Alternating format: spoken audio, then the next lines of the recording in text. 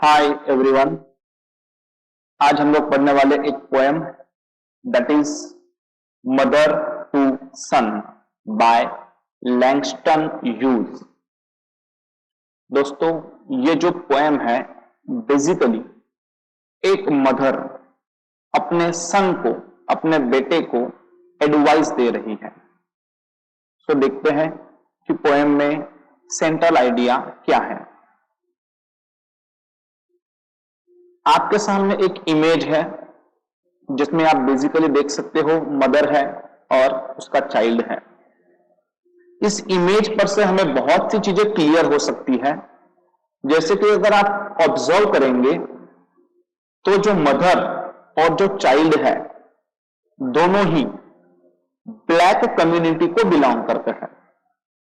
In the sense कि Negro community America में जो सिविल वॉर हुआ था ब्लैक और व्हाइट को लेके, तो उससे रिलेटेड ये पोएम है। रिलेटेड इन द सेंस कि कहीं ना कहीं पोएम का बैकग्राउंड जो है वो रेसिज्म का मतलब होता है वंशवाद। ब्लैक व्हाइट ये जो भेदभाव है, कहीं ना कहीं जो इस पोएम को लिखने वाले पोएट है वो इस बात से बिलोंग करते हैं, कहीं ना कहीं इस बात की तरफ उनका इशारा है। तो देखते हैं कैसे। इस पोएम को लिखने वाले पोएट है लैंगस्टन ह्यूज। तो इनके बारे में थोड़ी सी इंफॉर्मेशन जानते हैं। His work frequently focus. Langston Hughes का जो वर्क है, ये पोएट रह चुके हैं, इन्होंने जो पोएम्स लिखी है तो इन पोएम्स में इन्होंने फ्रीक्वेंटली कई बार फोकस किया है on the black experience. Black experience का मतलब होता है समाज में ब्लैक लोगों ने जो कड़वाहट का अनुभव किया है, जो वंशवाद का उन लोगों ने सामना किया है, इस बात को ऊपर पोएट का फोकस रह चुका है। The poem is about a mother giving advice. ये जो पोएम है ये एक मदर के बारे में है, जो मदर एडवाइस दे रही है टू हर सन, अपने बेटे को, about the challenges of life, कि जीवन में जो चैलेंजेस होंगे इसके बारे में मदर अपने बेटे को एडवाइस दे रही है कि किस तरीके से इन चीजों को उसे फेस करना होगा। वेरी ऑब्वियस है, लाइफ है, चैलेंजेस तो होंगे, बट जो ब्लैक कम्युनिटी है उनके चैलेंजेस थोड़े अलग होते हैं, थोड़े टफ होते हैं, या तो आप इस तरीके से कह सकते हैं कि सर इन लोगों को ज्यादा स्ट्रगल करना पड़ता है। इट ऑल्सो इलुस्ट्रेट करना यानी उदाहरण देना। हाउ समटाइम्स, किस तरीके से कई बार life becomes too heavy. Life जो है कई बार टू हैवी हो जाती है। टू हैवी होने का मतलब प्रॉब्लम्स जो है, ऑब्स्टेकल्स जो है, तो हमें बहुत बड़े लगने लग जाते हैं, भारी लगने लग जाते हैं। But a person should never give up. लेकिन इंसान को, पर्सन को कभी भी गिव अप नहीं करना चाहिए। गिव अप करना यानी छोड़ देना, त्याग देना, हार मान लेना। और यही इस पोएम का सेंट्रल आइडिया है। मदर यही चाहती है कि भले ही तुम ब्लैक कम्युनिटी को बिलोंग करते हो, अपने बेटे से बात कर रही है मां, कि भले ही वो ब्लैक कम्युनिटी को बिलोंग करे, ऑब्स्टेकल्स आएंगे, स्ट्रगल्स आएंगे, स्ट्रगल लॉन्ग होगा, फिर भी never give up. The mother here is giving her son advice about how to survive. Survive करना यानी अपने अस्तित्व को बनाए रखना। भले ही रेसिज्म होगा, आपको हैरान किया जाएगा, आपको नीचा दिखाया जाएगा, बट आपको सर्वाइव तो करना पड़ेगा। इस बात के ऊपर मदर एडवाइस दे रही है। And develop in a resist society. और फिर अपने आप को सर्वाइव भी करना है और डेवलप भी करना है। कैसे सोसाइटी में, कैसे समाज में? तो रेजिस्ट समाज में। रेजिस्ट यानी वंशवादी, ऐसा समाज जहां पे वंशवाद जड़ मूल तक फैला हुआ है। And she basis this advice.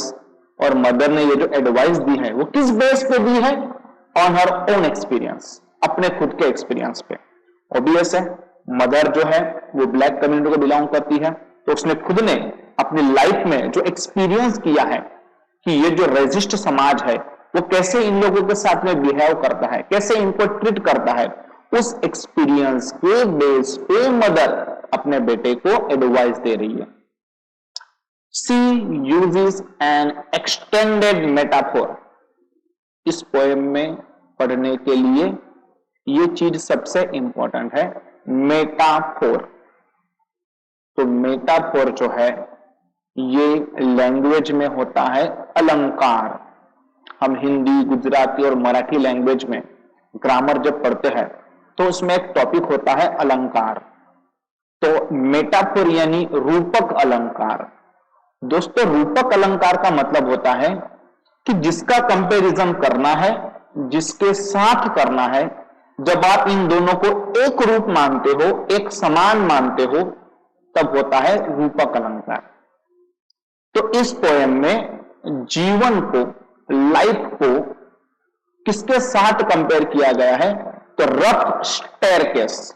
Rough यानी कठोर, मुश्किल, और स्टेयरकेस का मतलब होता है सीढ़ी।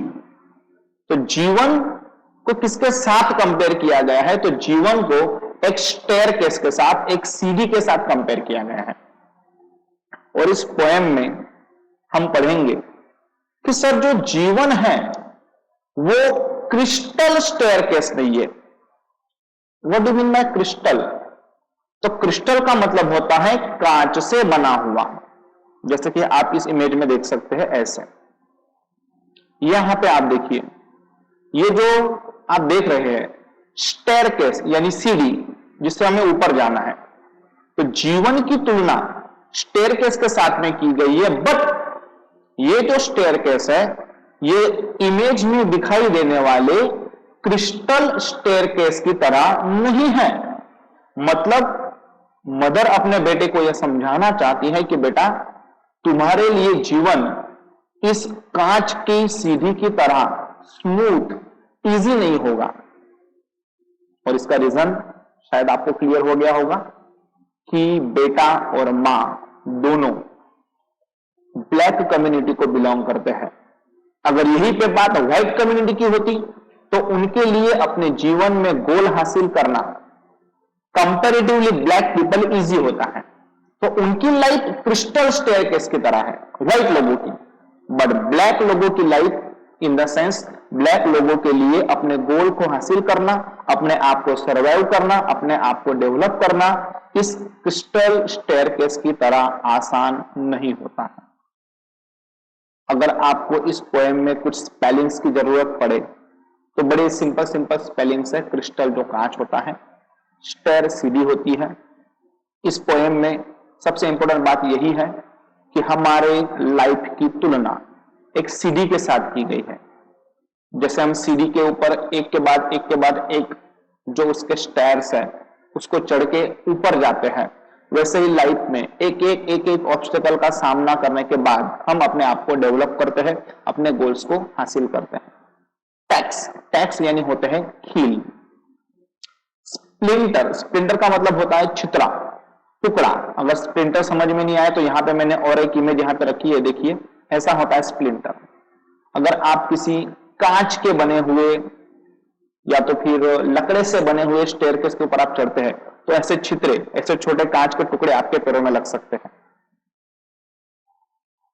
बोर्ड मतलब होता है फलक, यानी कि अगर आप स्टेयरकेस की बात करें, सीढ़ी की बात करें, तो वो जो सीढ़ी है ब्लैक लोगों के लिए वेरी ऑब्वियस है, क्रिस्टल स्टेयरकेस तो नहीं है। तो सर वो लकड़े का स्टेयरकेस है जहां पे बोर्ड्स है, फलक है, यानी एक एक पार्टी है जिसके ऊपर हमें चढ़ना है। टोर्न अप का मतलब होता है फटा हुआ, ऊपर आ जाना, उखड़ जाना। कारपेट का मतलब होता है गालीचा, जाजम। और बेर का मतलब होता है खुला। मतलब जब आप लाइफ में स्ट्रगल करेंगे तो आपके स्वागत के लिए कोई कारपेट नहीं होगा, बेर जमीन होगी, खुली जमीन होगी। तो यह था पोएम का basic background. So let me start with the poem mother to son, line by line explanation. We will come to the very first line of the poem and that is well, ठीक है, son, बेटा, I will tell you, मैं तुम्हें बताऊंगी। सो जैसे ही हमने poem का introduction देखा था, इस पोएम में मदर अपने बेटे को एडवाइस दे रही है। सो आई विल टेल यू, मैं तुम्हें बताऊंगी। मदर सबसे पहले बेटे को लाइफ में क्या क्या चैलेंजेस हो सकते हैं वो बताएगी और उन चैलेंजेस के बेस पे उसे एडवाइस देगी। तो फर्स्ट लाइन में वेल ठीक है सन बेटा, आई विल टेल यू, मैं तुम्हें बताऊंगी। So come to the next line.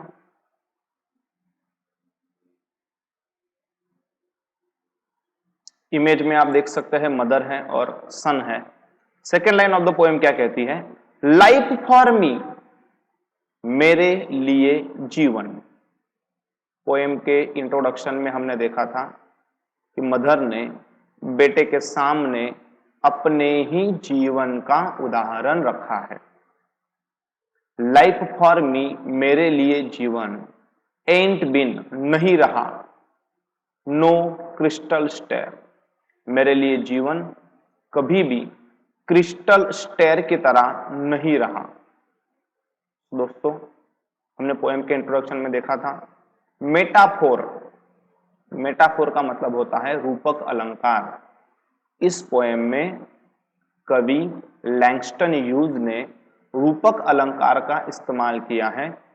रूपक अलंकार का मतलब जब आप किसी चीज की तुलना किसी अन्य चीज के साथ में करते हैं तो दोनों को एक रूप, एक समान मानना। तो यहां पर जीवन को और स्टेयर, स्टेयर का मतलब होता है सीधी, दोनों को एक समान माना गया है। और मदर ये कहना चाहती है कि जीवन उनके लिए कभी भी क्रिस्टल स्टेयर नहीं रहा, मतलब लग्जरियस, कंफर्टेबल, इजी लाइफ उनके लिए कभी भी नहीं रही। क्यों नहीं रही भी हमने देखा, क्योंकि सर मदर जो है वो ब्लैक कम्युनिटी को बिलोंग करती है, इसलिए उसके जीवन का सफर कभी भी इजी और कंफर्टेबल नहीं रहा।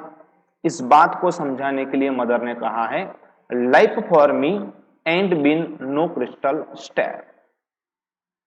आगे बढ़ते हैं नेक्स्ट लाइन की तरफ। नेक्स्ट लाइन हमें यह कहना चाहती है कि लाइफ में क्या है। तो लाइफ में इट्स हैड, ये इट जो है वो लाइफ के लिए है। इट्स हैड, लाइफ में थे टैक्स, टैक्स आप इमेज में देख सकते हैं खिल, इन इट, उसके अंदर। मदर ने जो जीवन का सफर किया, जो जीवन रूपी सीढ़ी को उन्होंने चढ़ा, तो चढ़ते समय कई बार उन्हें टैक्स लगे, TACKS, टैग यानी खील, उनके पैरों में खील चुभी, जिसका सीधा मतलब होता है मदर को हार्डशिप का सामना करना पड़ा। जैसे कि मदर ब्लैक कम्युनिटी को बिलोंग करती है तो व्हाइट लोगों द्वारा किया गया अपमान, बुरे शब्द, उनसे वो बातें उनको चुभती हैं। मतलब उनके जीवन में कई बार ऐसा हुआ है कि उन्हें व्हाइट लोगों की जो इंसल्ट की हुई बातें हैं वो चुभती हैं। लाइफ इजी नहीं है उनके लिए, बहुत से टैक्स है उसके अंदर, बहुत सी ऐसी घटनाएं हैं जो उनको चुभती हैं। नेक्स्ट लाइन की तरफ आगे बढ़ते हैं। जीवन में और क्या हो सकता है? एंड स्प्लिंटर, ये देखिए आप इमेज में देख सकते हैं स्प्लिंटर, छितरा। तो मदर तो क्लियरली बेटे को समझाना चाहती है कि जीवन की जो सीढ़ी है ना वो क्रिस्टल स्टेयर नहीं है, वो लकड़े का स्टेयर है। जब आप लकड़े के स्टेयर से चढ़ेंगे तो क्या होगा? उसमें खील होगी, उसमें ऐसे स्प्लिंटर्स होंगे जो आपको पैरों में चुभ सकते हैं, आपको नुकसान दे सकते हैं। ये स्प्लिंटर, ये टैक्स, ये क्या है? ये जीवन की कठिनाइयां हैं। जीवन क्रिस्टल स्टेयर नहीं है, उसमें टैक्स यानी खिलियां है, उसमें ऐसे स्प्लिंटर्स है जो आपको तकलीफ देंगे। ये जीवन की कठिनाइयां हैं। मदर अपने बेटे को जीवन की वास्तविकता, रियल सिचुएशन का परिचय करवाना चाहती हैं।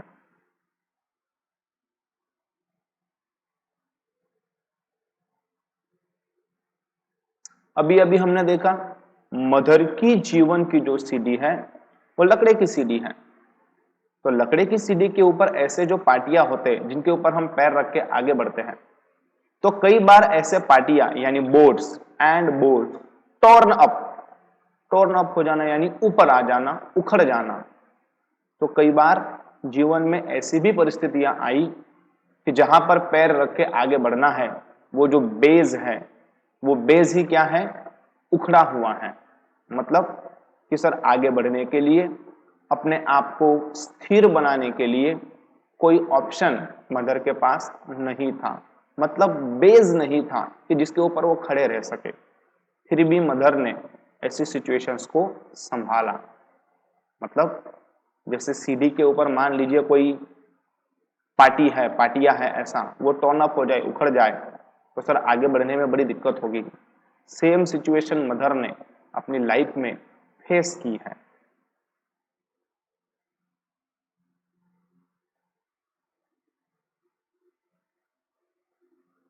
एंड प्लेसेस, और कुछ ऐसी भी जगह है with no carpet on the floor. अब इस लाइन को हम लोग बड़ी डिटेल में पढ़ते हैं।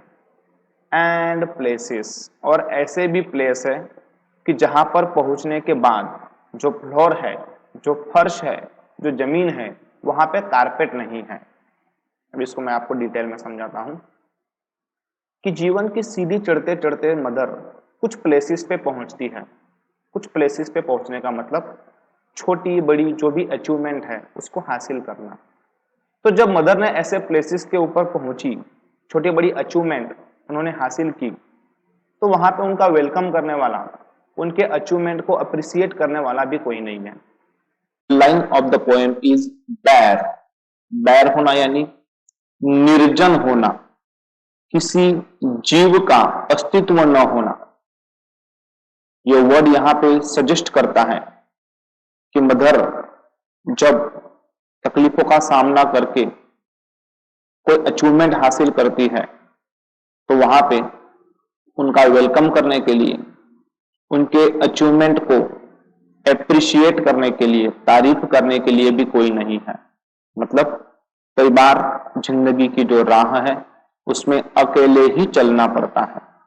आप कुछ हासिल करो और उसको एप्रिशिएट करने के लिए कोई हो, ऐसा जरूरी नहीं है।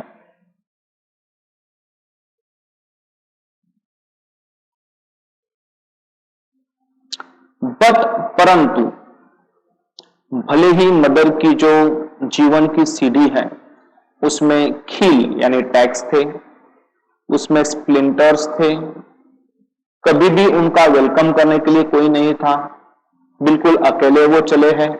बट फिर भी ऑल द टाइम, हमेशा, आई हैज बीन, मैं, आई यानी कौन, मैं। मदर ने बेटे के सामने अपना स्वयं का उदाहरण रखा है।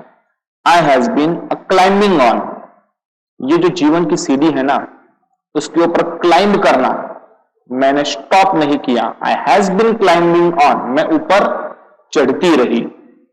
इतनी सारी डिफिकल्टीज थी, फिर भी मदर हमेशा क्लाइंब करती रही।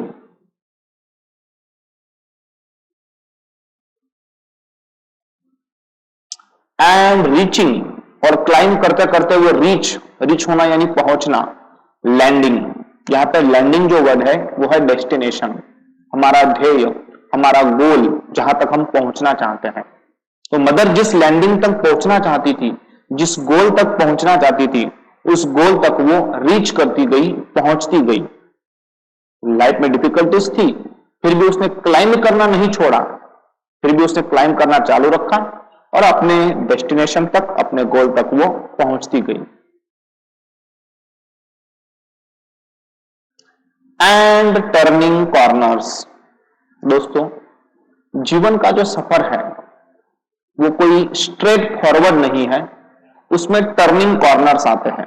टर्निंग कॉर्नर का मतलब जीवन में चेंज आना, बदलाव आना, अचानक से परिस्थिति का बदल जाना। सो कई बार परिस्थिति जो है वो अचानक से बदल जाती है। एंड टर्निंग कॉर्नर्स मतलब जिंदगी में कुछ ऐसे भी मोड़ आए, कुछ ऐसे टर्न्स आए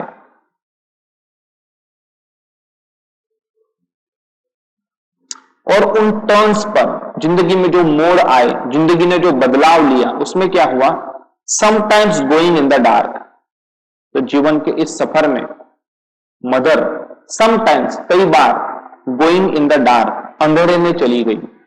अंधेरे में जाने का मतलब ऐसी जगह पर पहुंचना जहां से बाहर निकलने का रास्ता हमें पता ना चले, समझ में ना आए कि हम इस परिस्थिति में से कैसे बाहर निकलेंगे। तो ऐसी भी सिचुएशन मदर ने अपनी लाइफ में फेस की है कि जब उन्हें लगा कि वो बिल्कुल अंधेरे में है, किसी प्रॉब्लम में से किस तरीके से बाहर निकलेंगे उसका कोई ऑप्शन, कोई भी सॉल्यूशन उनको नहीं पता है।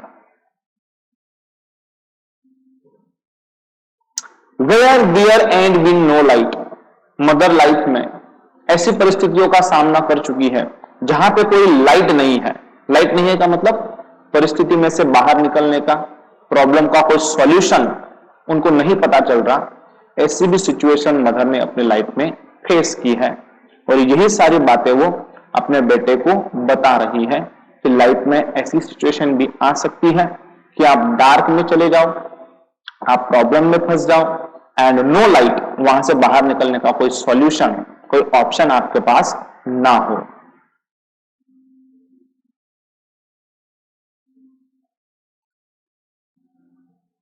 सो बॉय, इसीलिए बेटा, लाइफ में अगर मान लो ऐसी सिचुएशन आती है, आप किसी प्रॉब्लम में फंस जाओ, इन द सेंस आप डार्क में चले जाओ, नो लाइट, आपके पास उस प्रॉब्लम का सॉल्यूशन नहीं है, फिर भी बेटा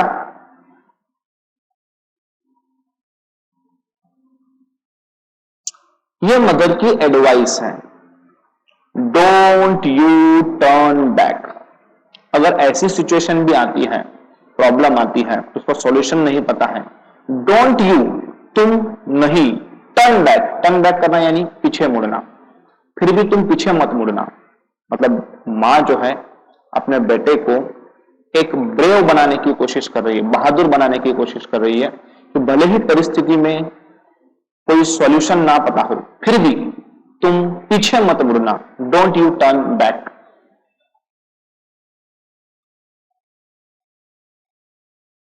डोंट यू सेट डाउन, माता ये चाहती है कि जीवन की सीढ़ी चढ़ते समय जब बेटा अंधेरे में चला जाए, किसी प्रॉब्लम में आ जाए, तो ना ही वो पीछे मुड़े और ना ही डोंट यू सेट डाउन, वो नीचे बैठे।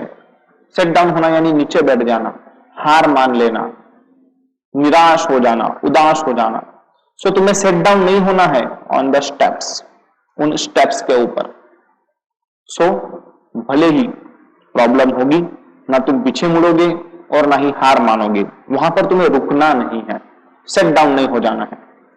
कॉज, जिसको हम कहते हैं बिकॉज, यू फाइंड इट, तुम्हें वो लगेगा, इट मतलब कौन, वो समस्या, वो प्रॉब्लम तुम्हें लगेगी Kinder hard.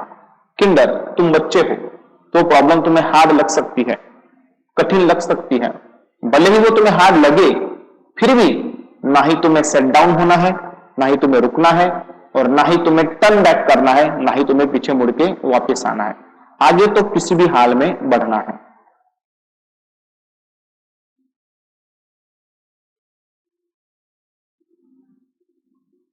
Don't you fall now, next advice है मदर की कि तुम्हें फॉल नहीं होना है, तुम्हें गिरना नहीं है।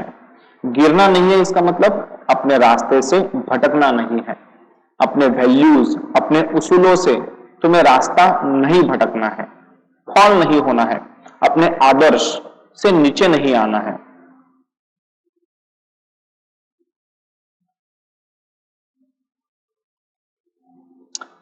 और तुम्हें अपने आदर्शों से नीचे क्यों नहीं आना है, उसका रीजन है फॉर, क्योंकि I have still going, mother ने अपना खुद का एग्जाम्पल दिया है, मैं स्टिल, अभी भी, गोइंग, मैं अभी भी जा रही हूं, मतलब ये जो जीवन की सीढ़ी है मैं अभी भी चढ़ रही हूं। हनी, हनी जो वर्ड है वो मदर ने अपने बेटे के लिए यूज किया है, अपने बेटे के प्रति जो प्रेम है, सो प्यार से बच्चे को कहा है, हनी बेटा आई हैव स्टिल गोइंग, मैं अभी भी आगे बढ़ रही हूं। तो आपको ना रुकना है, ना आपको नीचे आना है, बट आपको स्टिल अभी भी आगे बढ़ना है।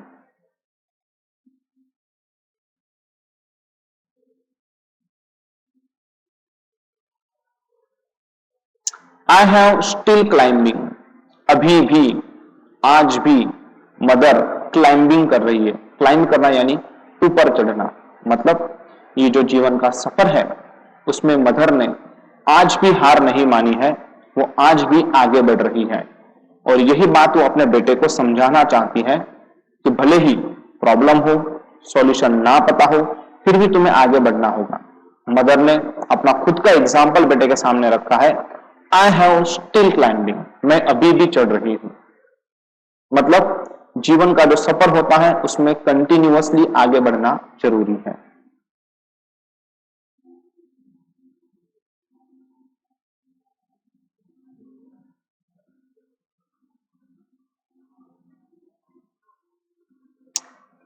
मदर आज भी आगे बढ़ रही है, उसका कारण क्या है?